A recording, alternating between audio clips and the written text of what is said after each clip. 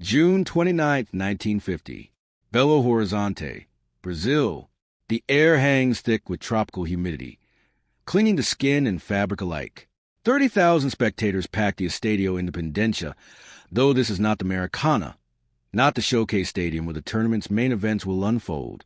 This is a secondary venue, a place where group matches happen, where lesser teams clash while the world watches elsewhere. On one side of the pitch stand 11 men in white kits with royal blue accents. They carry themselves with the quiet confidence of champions already crowned in their minds.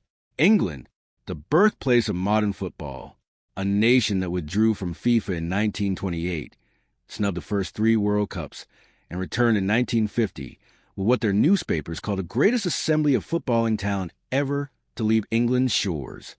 Among them, Stanley Matthews, 35 years old, already a legend, widely considered the finest footballer alive. Men lined up outside stadiums just to watch him touch a ball.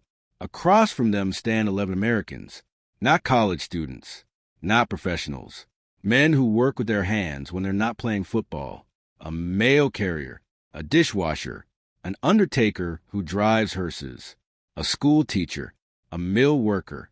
They've never trained together as a unit. Some barely speak the same language. They arrived in Brazil 6 days before this match, still adjusting to time zones, heat, and the realization that nobody expects them to compete. The whistle blows. 47 minutes pass without incident.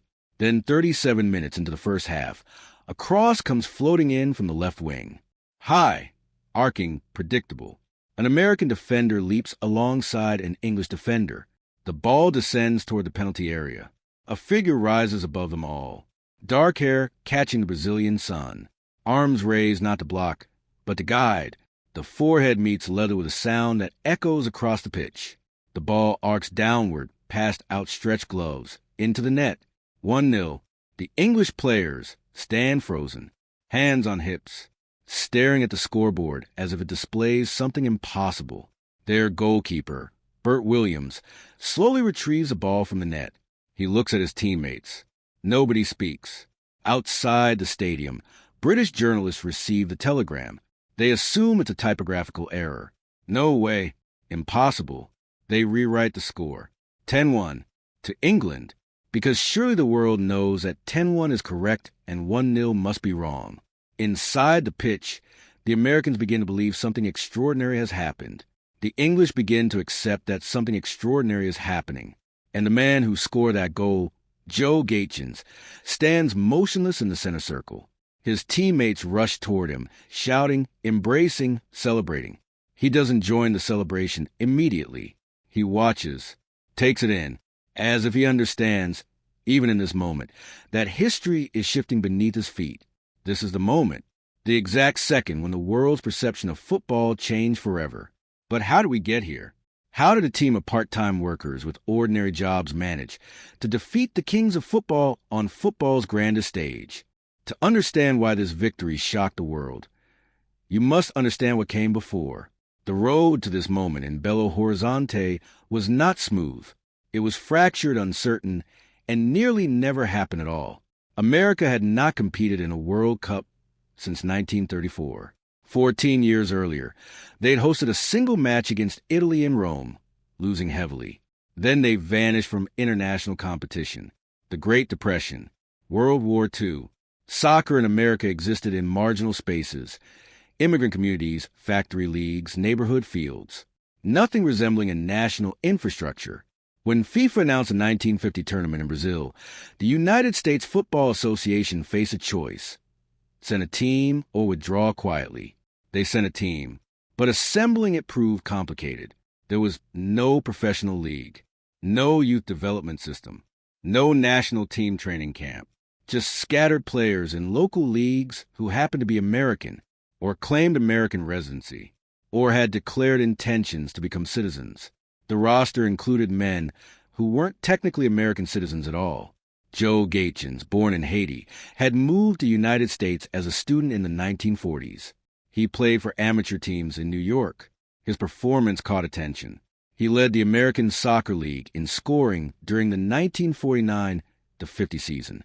That earned him a spot on the World Cup rostered despite lacking citizenship. He'd filed paperwork to become a citizen. The process wasn't complete. Two other players shared the status. Three non-citizens representing the United States on football's biggest stage. Their opponent in Belo Horizonte represented everything American soccer wasn't. England, the birthplace of the modern game. Professional leagues running for decades. Clubs with massive stadiums and paid players. England had withdrawn from FIFA in 1928 over disputes about payments to working-class players. They refused to compete in the 1930, 1934, and 1938 World Cups. They considered the tournament beneath them. In 1946, FIFA invited them back. England accepted. They prepared seriously, selected the best players from their top clubs, paid for extensive training camps, sent a fully professional squad to Brazil. 10 days before facing the United States, England played a friendly in New York against an American team preparing for the World Cup. England won 1-0, a routine victory. Nothing remarkable. The American players knew their place. They were amateurs facing professionals. But friendlies lie. Friendlies don't capture what happens when pride, pressure, and possibility collide on neutral soil. The American team arrived in Brazil 6 days before the England match. They flew via commercial airline with stops. They stayed in modest accommodations. They trained on unfamiliar pitches. Many had never traveled internationally. They spoke different languages. Some were Catholic, some Protestant, Jewish, Puerto Rican, Haitian-born, working-class backgrounds, middle-class education, different philosophies about the game itself. Frank Borghi, the goalkeeper, drove hearses for his family's funeral home between matches. Walter Barr, a midfielder, studied accounting at university. John Suze and Joe Maka, defenders, delivered mail for the Postal Service. They were not athletes who happened to have jobs. They were workers who happened to play football. England arrived differently. Chartered flights through Europe, luxury hotels, professional coaching staff, training facilities designed for elite athletes. They expected this match to be warm-up, a formality before bigger challenges awaited. The American coach, Walter Winterbottom, hadn't even been selected yet. Winterbottom would later become England's legendary national team manager. In 1950, he was observing the tournament, gathering intelligence. The Americans improvised leadership. Local coaches stepped in. Players took responsibility. They organized themselves. Nobody expected them to win. The betting odds reflected this. England favored by margins exceeding 20-1. American journalists covering the story treated it as a curiosity piece, a human interest angle. The ragtag amateurs versus the football royalty. But something shifted in those 6 days in Brazil. Heat affected both teams differently. England struggled with temperatures exceeding 90 degrees. Their professional conditioning didn't account for tropical humidity. They complained about food. One player described meals as olive oil with bacon floating around in it. They couldn't sleep, couldn't recover properly. The Americans, less conditioned but more adaptable, adjusted faster. They understood struggle. They'd spent lives overcoming obstacles, being underestimated, working twice as hard for half the recognition. This match wasn't their destination. It was their opportunity. The tactical approach became clear. Defend deeply. Counterattack surgically. Do not engage England in open play. Let them possess the ball. Force them to chase. Exhaust them. Hit them once. Precisely. It was a desperate strategy. It was also the only one that offered any chance. On June 29th, they executed it perfectly. The days leading up to June 29th were tense with a different kind of pressure than either team understood. For England, the pressure came from expectation. They were the kings of football returning to their own tournament. Their newspapers wrote about them before the players even arrived in Brazil. The Daily Express called it England's finest hour waiting to happen. The Manchester Guardian spoke of the true spirit of British sporting excellence. Even before a ball was kicked, the story had been written. But for America, the pressure was invisible, internal, quiet. These men knew they were playing a role they'd never played before. Representatives of a nation that didn't care about football, Players who'd taken vacation days from their jobs to compete on a stage nobody in their own country watched. Walter Barr later said in an interview, "We knew what we were. We were amateurs playing professionals. We knew the odds." The American team spent their first night in Belo Horizonte in a boarding house, not a hotel, a boarding house run by a local family who spoke little English. They ate what was provided. They slept in separate rooms. They walked through streets where people pointed and whispered, asking if these were really the representatives of a major power. Meanwhile, England stayed in a resort hotel designed for European tourists. Tennis courts, swimming pools, professional masseurs on staff. The contrast wasn't subtle. It was deliberate. Two worlds colliding on a single pitch. Stanley Matthews, the English winger, later wrote about this period in his autobiography. He described the American team as good men, but clearly outclassed. He noted their lack of coordination, their unfamiliar formations, their reliance on individual effort rather than systematic play. These were not insults. These were observations from a man who had never seen the United States play competitive international football before. 10 days earlier, that friendly match in New York had confirmed everything England expected: a 1-0 victory. Controlled, comfortable, nothing remarkable. When England's manager approached the microphone after that game, reporters asked him about the World Cup matchup with the Americans. He laughed, said it would be a formality, a chance to ease into the tournament. But formality doesn't account for heat, for fatigue, for the psychological weight of facing a team that has nothing to lose. On June 28th, one day before the match, the American team gathered for what they called strategy session. There was no coach present. Walter Barr, the midfielder who would later become a Hall of Famer, took charge. He stood in front of his teammates and outlined the plan. Defend deep, stay compact. Don't let England play through the middle. Force them wide. Make them work for every inch. And when the opportunity came, hit it hard and fast. Gaetjens nodded in agreement. He'd scored more goals than anyone else in the American Soccer League that season. His speed, his heading ability, his positioning. The team knew where their strength lay. They also knew where their weakness existed. They couldn't sustain possession. They couldn't match England's passing rhythm for 90 minutes. So they wouldn't try. They would defend for 89 minutes. Attack for 1. That was the gamble. That was the strategy. Barogi, the goalkeeper, later recalled sitting on his bed that night thinking about what he'd seen in training. England's passes were crisp, precise, dangerous, but they moved the ball horizontally, side to side, not forward, not penetrating. They seemed comfortable controlling possession, but uncertain how to break down organized resistance. He remembered what his father used to say about driving hearses. Sometimes you wait all day for one call. Then when it comes, you have to be ready. This was that moment. Wait all game. Be ready for one chance. The English team held their own meeting in the resort hotel conference room. Professional coaches, professional tactics, charts and diagrams on flip charts. They discussed the American formation, analyzed their weaknesses, identified the players to mark tightly. They planned to dominate the center of the field, force the Americans to the sidelines. Billy Wright, England's captain and one of the finest defenders in world football, spoke last. He reminded his teammates that they were playing for England, for honor, for tradition, for the reputation of British football that stretched back decades. One player asked a question that revealed everything about how England viewed this match. Should we take it seriously, he asked. The answer came quickly from the coaching staff. Play to your ability. Don't underestimate anyone. But underestimation had already happened. It was in the way they discussed opponents. It was in the way they scheduled their meals. It was in the way they assumed this match would be routine. At midnight, Gaetjens sat alone on his boarding house porch, a cigarette in one hand, the humidity pressing against his skin. He thought about his journey. Haiti at 19, leaving everything familiar, studying in America, working in kitchens, playing on weekends, earning a place on a roster that nobody in his home country knew anything about. Nobody in America cared about either.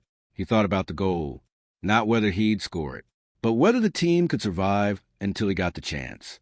whether they could hold together when England pressed, whether they could stay disciplined when frustration threatened to break their formation. Sleep came easily that night, not because of comfort, because of certainty. Morning arrived with tropical light streaming through thin curtains. Breakfast consisted of rice and beans. Coffee. The team assembled by 7 o'clock. Walked to the stadium together. No buses. Just 11 men walking through streets of Belo Horizonte in their white kits, attracting stares from locals who had never seen American soccer players before. Some children ran alongside them, asked questions in Portuguese, pointed at their uniforms. One boy touched the crest on Gaetjens' chest. Gaetjens smiled, shook the boy's hand, kept walking. They arrived at Estadio Independencia at 10 o'clock. The pitch looked pristine. Green grass trimmed to perfect height. White lines painted with precision. Goalposts anchored firmly. Everything professional. Everything standard. England arrived 20 minutes later, dressed in suits, carrying their kits separately, coaches guiding them to the locker room with authority. They moved with the confidence of teams that expected victory. The American locker room smelled of sweat and nervous energy. Men tying cleats, adjusting socks, checking shin guards. Quiet conversation. None of the motivational speeches you see in movies. No rallying cries. Just men preparing for work. Frank Borghi tied his laces 3 times. Double knots. Triple checked. He was 19 years old. The youngest player on the roster. His family had driven him to practice for years. Now he was standing in a Brazilian stadium about to face Stanley Matthews. Gaetjens stood by his locker, adjusted his shirt, checked his boots. Calm expression, eyes closed, breathing slowly. He was going to need every ounce of concentration for the next 90 minutes. At noon, the referee called both teams to the center circle. Coin toss. Captions shook hands. Photographers fired cameras. Flashbulbs popping in the humid air. The moment had arrived. No announcement. No ceremony. Just 11 men stepping onto grass. 11 men stepping toward history. Kickoff came at 1 o'clock. The referee's whistle cut through the humid air. The ball rolled toward England. What followed was 45 minutes of controlled domination by the favored team. England moved the ball with practiced efficiency, side to side, back and forth, never forcing the pace, never exposing themselves to counterattacks. They passed with confidence, with the assumption of eventual breakthrough. The Americans defended deep, maintaining their shape, staying compact, not chasing the ball aggressively, letting England have possession in areas that felt threatening but weren't. Borghi watched for his goal line. Every pass, every movement, every decision. He learned. He memorized. He understood what England could do. In the 15th minute, England created their first real chance. A cross came in from the right wing, headed just wide by an attacker. Borghi caught the rebound cleanly. Didn't rush. Didn't panic. Just collected and threw it long. American strategy demanded patience. They knew England would grow frustrated eventually. They knew professionals expect goals. They knew frustration leads to mistakes. But England wasn't frustrated yet. They were methodical, patient, confident they'd break through when ready. In the 20th minute, Stanley Matthews received the ball on the right wing. 35 years old, still one of the fastest players alive. He danced past 2 defenders, cut inside, fired a shot toward the far corner. Borghi dove, extended fully, gloved hands reaching. The ball hit his fingertips, popped upward, fell safely into his chest. The American fans, there were maybe 50 American supporters scattered in the stands, cheered wildly. The Brazilian crowd remained polite, neutral, watching the spectacle unfold. Matthews stood up, didn't show anger, showed respect, nodded toward Borghi, acknowledged a good save. Gaetjens stood in midfield, watching, calculating, understanding that this was how it would be. England attacking, Americans defending, waiting for the one chance that mattered. In the 30th minute, England pushed forward again. A sequence of passes moved the ball into the penalty area. Quick, precise, dangerous. An English striker received it near the 6-yard box. Turned, shot. Borghi blocked it with his legs. The ball bounced away from danger. American defenders cleared it upfield. The American team breathed easier. They'd survived another wave. But the waves kept coming. Gaetjens received a pass in the American half. Turned, looked upfield, saw teammates position forward, tried a long pass. Intercepted. England recovered possession. That was their threat. American counterattacking attempts. But England's defense was too organized, too experienced, too professional. The Americans couldn't break through their line. Time ticked forward. 20 minutes gone. England still dominating, still creating chances, still failing to convert. The heat began affecting both teams differently. English players showed signs of fatigue, chests heaving, movements slowing. The American players appeared fresher, more adapted, less affected by the conditions. In the 32nd minute, England won a corner, set piece, dangerous situation. American defenders formed a wall. Keeper positioned near the near post. The cross came in. Header directed toward goal. Borghi punched it away. Cleared the danger.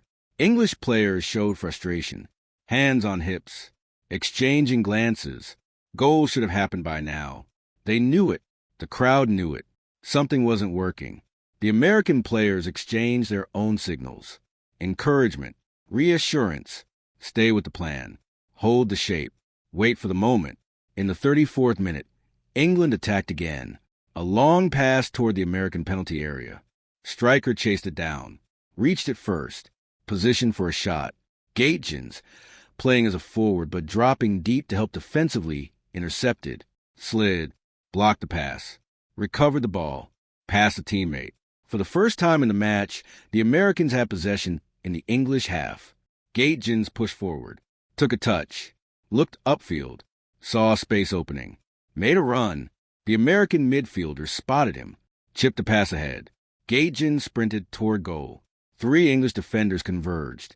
He sidestepped one. Beat another to the ball. Found himself one-on-one with the goalkeeper. Bert Williams stood ready. Knees bent. Eyes locked. Waiting. Gaetjens dribbled forward. 2 yards. 3 yards. 5 yards. Looked to shoot. An English defender slid in. Tackled. Knocked the ball away. Clearing danger. The American fans erupted. The Brazilian crowd murmured with appreciation. Gaetjens stood up, brushed dirt from his kit, walked back to position. Nothing came of the chance, but it had existed. The Americans had found a path. They knew it worked. England regained possession, resumed their methodical attack. The American defense absorbed the pressure, held firm, stayed organized. 20 minutes remaining in the first half. Gaetjens stood in position, watching, waiting, understanding that timing mattered more than quantity. One moment, one chance, one shot. That was all they needed. The crowd sensed something was happening. The Brazilian fans, the English supporters, even the neutral observers. The match was developing tension. The Americans weren't collapsing. They weren't folding. They were surviving, holding, waiting. 40 minutes elapsed. England still hadn't scored. The Americans remained alive. The possibility existed. Gaetjens positioned himself in the center circle, ready for whatever came next. His eyes tracked every movement. His body prepared for explosive action. 38 minutes into the match, England advanced again. A cross came from the left wing, not perfectly placed, floating, high, into the penalty area. American and English defenders jumped, both seeking the ball, but Gaetjens saw it coming. He'd anticipated it. He'd positioned himself. He'd timed his jump perfectly, higher than the defenders. Cleaner contact, pure technique. His forehead met leather, directed the ball downward, past the goalkeeper, into the net. 1-0. The silence came first. Shock, disbelief, confusion. Then the eruption. American players rushing forward, embracing, celebrating. Unbelievable joy breaking through the tension. The goal changed everything and nothing simultaneously. For the Americans, it unlocked belief they'd never possessed. For England, it introduced doubt that would haunt them for the remainder of the match. 37 minutes had elapsed. 13 minutes remained in the first half. England resumed play with renewed urgency. They needed a response before halftime. A draw at intermission would feel like defeat given their expectations. The Americans understood this. They tightened their formation, compressed the space, denied England the room they'd exploited before. English players tried forcing plays that weren't there, crosses that sailed wide, shots that went over the bar, passes that intercepted. The frustration became visible in body language, in gestures, in the way teammates exchanged glances rather than words. Borghi remained calm in goal. He'd faced wave after wave of attacks. He'd made saves that mattered. He understood his team's position. 1-0 led to the Americans. England dominated possession, but hadn't scored. The Americans defended with discipline, with purpose, with something approaching confidence. In the 42nd minute, England attacked again. A shot from distance flew toward the upper corner. Borghi leapt, extended, palm pushing the ball away from the net. The rebound fell to an English attacker. Another shot, blocked by a defender, cleared upfield. The American defense held. Again, halftime approached. 60 seconds remaining. England pushed desperately forward. Long balls, crosses, anything to find equality before the break. The American goalkeeper threw the ball long. An American forward chased it, lost possession. England regained control. The referee blew the whistle. Halftime, 14 minutes and 30 seconds of English dominance. Not a single goal. The American locker room became a sanctuary of relief and caution. They knew the match wasn't won. They knew England would return with renewed aggression. They understood what came next mattered more than what had passed. Walter Barr addressed his teammates, his voice steady, his words simple. Stay with the plan. Don't relax. Don't think we've won anything. We're still in this. Keep doing what works. Gaetjens sat quietly on the bench, towel draped over shoulders, breathing evenly. He'd scored. He'd done what was asked, but he knew goals could be canceled, ties erased, defeat still possible. He thought about the crowd outside, the journalists receiving wrong scores, the world believing England had won 10-1 instead of losing 1-0. The absurdity of it, the poetry of it. For England, halftime was humiliation. A dressing room that should have celebrated now required repair. Coaches repositioning players, reminding teammates of their superiority, demanding more aggression, less hesitation. Billy Wright spoke as captain. His words carried weight, his authority unquestioned. He told his teammates they were better, stronger, more skilled, that the American goal was fluke, luck, nothing more. They'd respond in the second half. They'd dominate. They'd score. They'd win. The second half began without fanfare. England kicked off, immediately attacked, pressured the American defense, forced mistakes, created opportunities. But the Americans maintained their defensive discipline. They didn't panic, didn't chase, didn't abandon their shape. In the 60-minute mark, England earned a penalty call, or what appeared to be a penalty. American defender challenged an English striker inside the box. The referee pointed to the spot. The English players celebrated. The American players protested. Neither side truly convinced. Stanley Matthews stepped up to take the kick. 35 years old, one of the most skilled penalty takers in world football. Borghi stood on the line, 22 feet from the ball, heart pounding, knowing this moment decided everything. Matthews approached the ball, stepped back, breathed, run up, strike. Borghi dove, correct direction, gloves extended. But the shot was too powerful, too precise, too well placed. The ball hit the net. 1-1. The English players rushed to congratulate Matthews. The American players stared. Disbelief, hope extinguished, or so it seemed. But the goal hadn't been awarded correctly. The referee's decision remained disputed. Some sources claim the foul occurred outside the box. Others insist it was legitimate. What matters is this. The goal counted.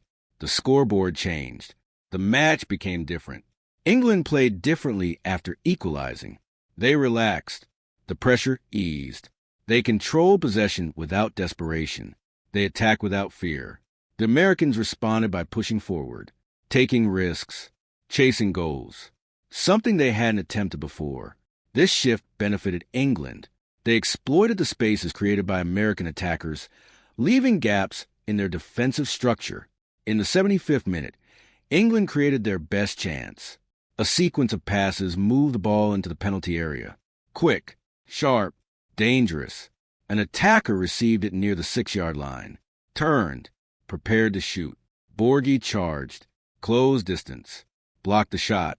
The ball deflected away from danger. Another American save. Another survival moment. The match entered its final 15 minutes. England still dominated, still created chances, still failed to score a second goal. The Americans defended with everything remaining: body positioning, tactical fouls, time-wasting techniques. Desperation disguised as strategy. In the 80th minute, Gaetjens received the ball in midfield, looked upfield, attempted a long pass, intercepted. England regained possession. The English counterattack moved quickly, 3 passes, an attacker sprinting toward the American goal. One-on-one with Borghi. Borghi came off his line, closed the angle, committed. The attacker tried rounding the keeper, missed, lost the ball, cleared upfield by an American defender. Another escape, another survival. 85 minutes elapsed, 5 minutes remaining. England pushed desperately forward, crossing, shooting, anything to secure victory. The American defense held together miraculously, bodies throwing themselves in front of shots, last-ditch tackles, goal line clearances. Borghi made another save, his second or third of the match. Uncertain now, only that it mattered. In the 88th minute, an English cross sailed toward the American goal, headed toward net. Borghi punched it away. The rebound fell to an English player. Shot blocked by a defender. The American goalkeeper collected, threw it long. 90 minutes approached. For minutes of stoppage time added, the English fans began singing, accepting victory as inevitable. The Brazilian crowd murmured, neutral observers sensing the impossible outcome unfolding. In the 93rd minute, England attacked once more. A cross came from the right, header directed toward goal. Borghi caught it cleanly, held the ball against his chest. The referee checked his watch. The clock ticked forward. In the 94th minute, Borghi released the ball. American players passed it around the back, running down the clock. The English pressed desperately, chased, pressed, demanded the ball. The referee blew the final whistle. Silence came first, then eruption. American players collapsed onto the pitch, exhausted, emotionally drained, triumphant. England stood frozen. Disbelief, humiliation, confusion. Gaetjens walked toward his teammates. They embraced, celebrated, cried, laughed. Something no one expected had happened. The scoreboard confirmed it. United States won, England 0. The final whistle triggered reactions across multiple dimensions. On the pitch, American players fell to their knees, exhausted. Some cried openly. Others hugged teammates.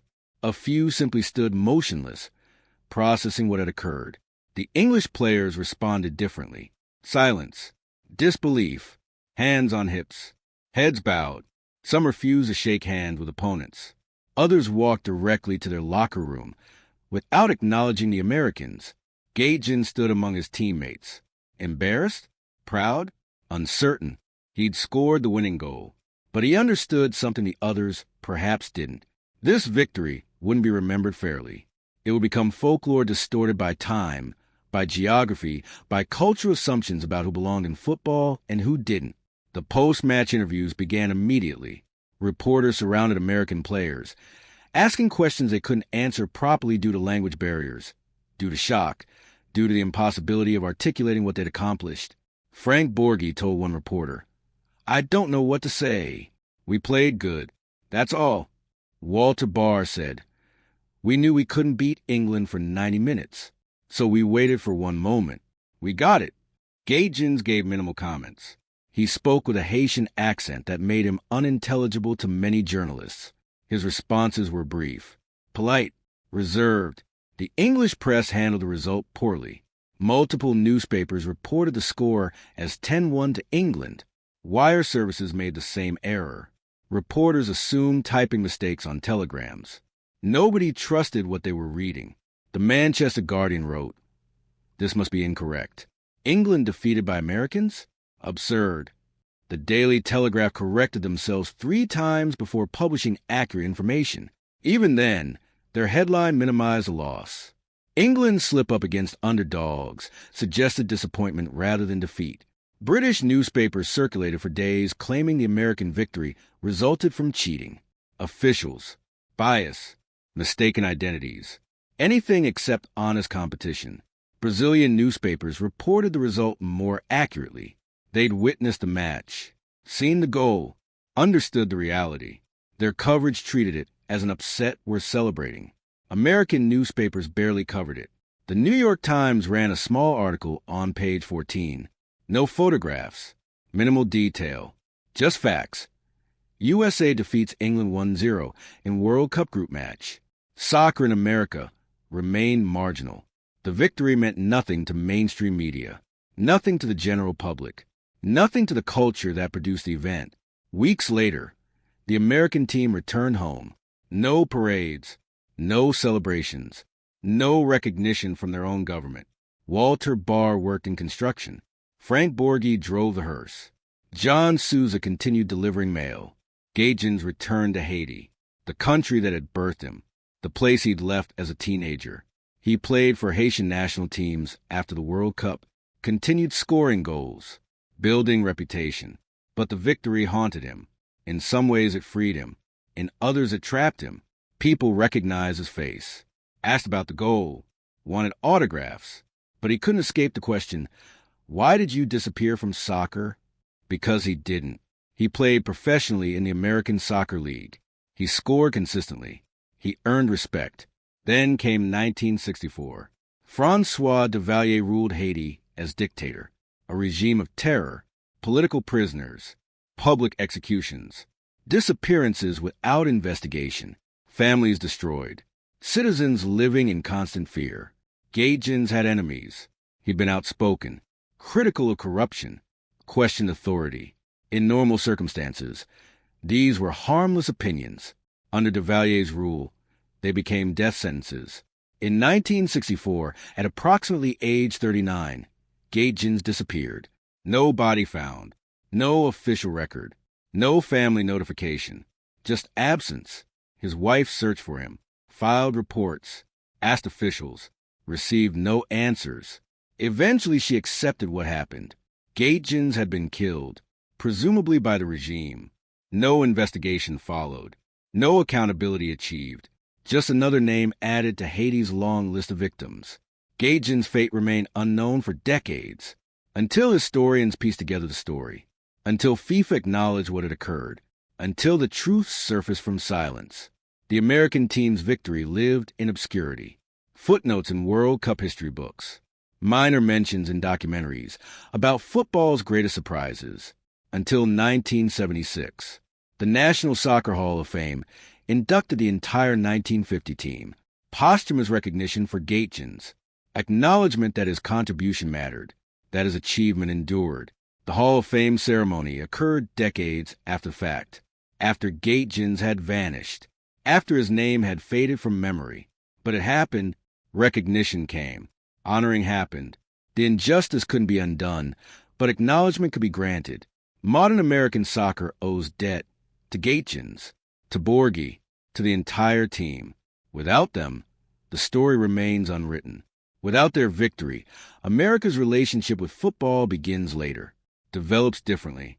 When the United States hosted the 1994 World Cup, it acknowledged this history, played commemorative matches, recognized the original team. Gaetjens remembered in ceremonies, honored in displays. His story became larger than the goal itself, became metaphor, became symbol of underdogs triumphing, of persistence overcoming odds, of unrecognized achievement demanding eventual acknowledgement. But these developments came long after Belo Horizonte, after the match, after the goal, after Gaetjens disappeared into the darkness of a violent regime. The victory remained real. The injustice remained unresolved. The goal remained recorded. The player remained missing. History remembers victories differently than participants experience them. For the American players, the 1950 World Cup upset represented momentary triumph in otherwise ordinary lives. For future generations, it became something else entirely. Proof that football transcended resources, professionalism, and expectation.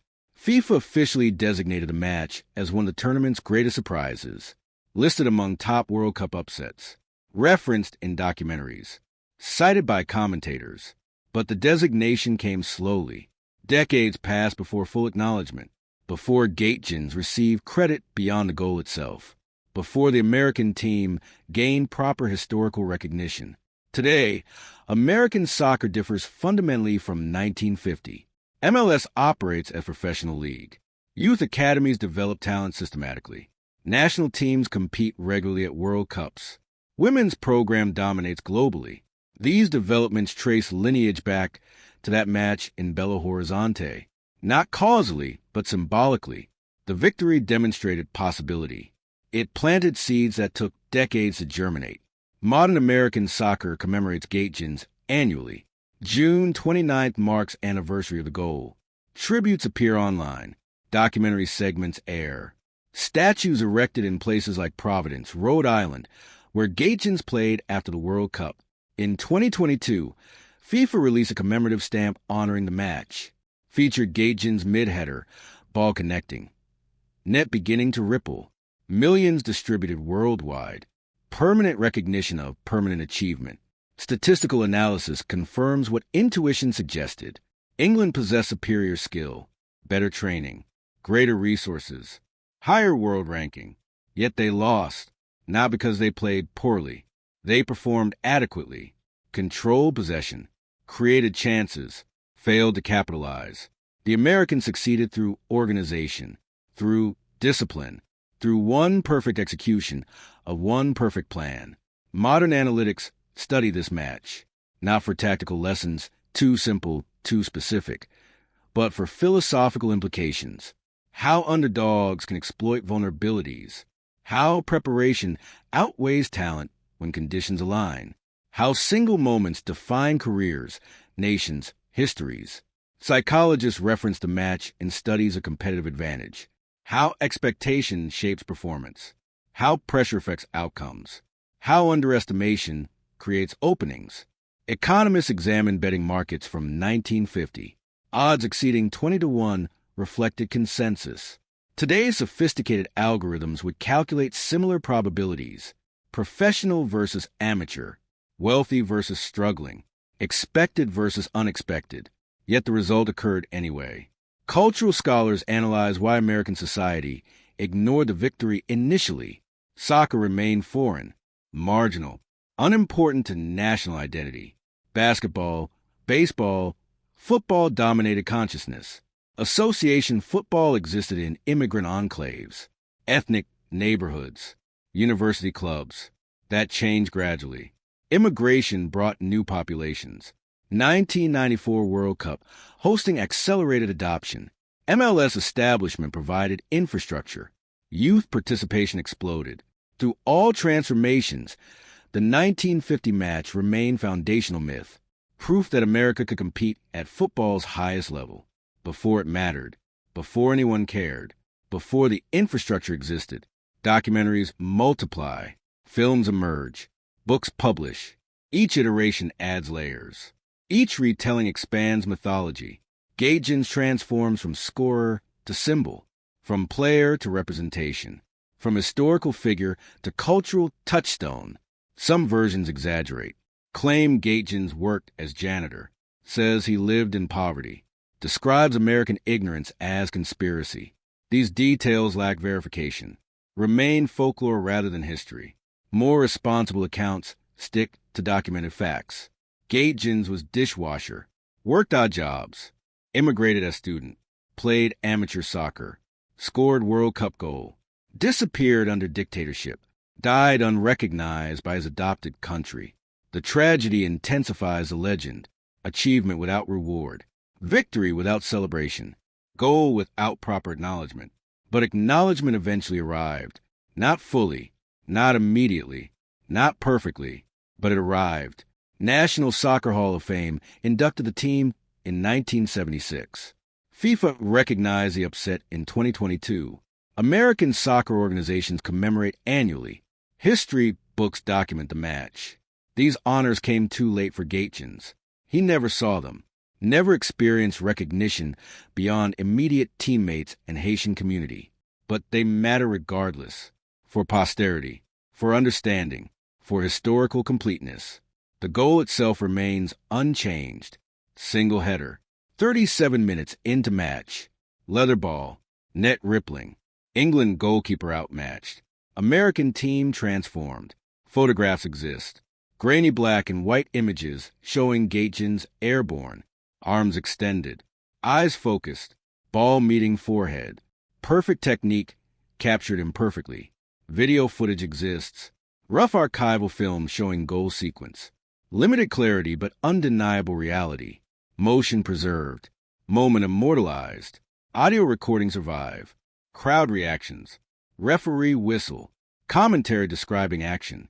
Historical sounds documenting historical event. Technology evolves. Quality improves. Distribution expands. Accessibility increases. But the core remains unchanged. 6-year-olds now kick soccer balls in American suburbs. Watch matches online. Dream of playing professionally. They encounter Gaetjens' story differently than parents. Different context. Different expectations. Different possibilities. Their opportunities reflect achievements of those who came before, including Gaetjens, including the entire 1950 team. Without that victory, American soccer develops differently, perhaps slower, perhaps smaller, perhaps less confident. The goal provided proof. Possibility demonstrated. Obstacle overcome. Gaetjens' fate reminds us that recognition arrives unevenly. Justice remains elusive. History favors survivors. Victims disappear, but memory persists. Stories endure. Facts survive. June 29, 1950. Estadio Independencia. Belo Horizonte. United States 1. England 0. Joe Gaetjens scored. American team 1. World reacted with disbelief. History eventually acknowledged truth. The story concludes incompletely. Gaetjens died. Recognition came late. Victory remains real. What matters? The goal, the victory, the principle demonstrated. That preparation exceeds talent when alignment occurs. That discipline overwhelms expectation. That one moment can redefine everything. The match teaches lessons about football and about life, about underdogs and about systems, about preparation and about possibility. Gaetjens remains central, not as martyr, not as victim, as achiever, as scorer, as winner.